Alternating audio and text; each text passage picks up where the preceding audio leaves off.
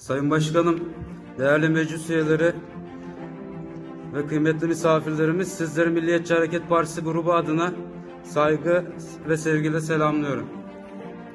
Sayın Başkanım, 5 Şubat 1997'de Doğu Türkistan'ın Gulca vilayetinde bir Kadir Gecesi ibadetlerini yerine getirmek üzere bir evde toplanan Doğu Türkistanlı kadınlar, katil Çin polisi tarafından yapılan baskınla evden dışarıya çıkarılmış ve bu zorbalığa direnen Doğu Türkistanlı kadınlar üzerine ateş açılmıştı.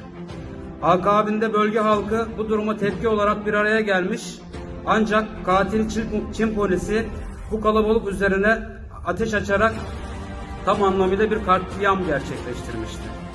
Uluslararası Af Örgütü raporuna göre olay esnasında 100'den fazla kişi ateşli silah ile hayatını kaybetmiş, 300'den fazla kişi -30 derecede üzerlerine sıkılan tazikli su neticesinde ıslak vaziyette bekletilmiş ve maalesef donarak hayatlarını kaybetmişlerdi.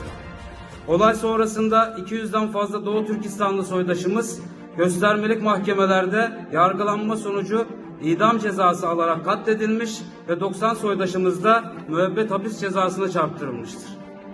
Gözaltına alınanların ekserisinin akıbetlerinde hala belli değildir. Aradan geçen 24 yıla rağmen soydaşlarımızın acısı tazeliğini korumaya devam etmektedir. Çin zulmü karşısında hayatını kaybeden tüm aziz şehitlerimizi rahmetle anıyor, mazlumların ahları gün gelecek zalimleri elbet tahtlarından yıkacaktır diyor. Sizleri Yüce Allah'a emanet ediyorum. Sağ olun başkanım.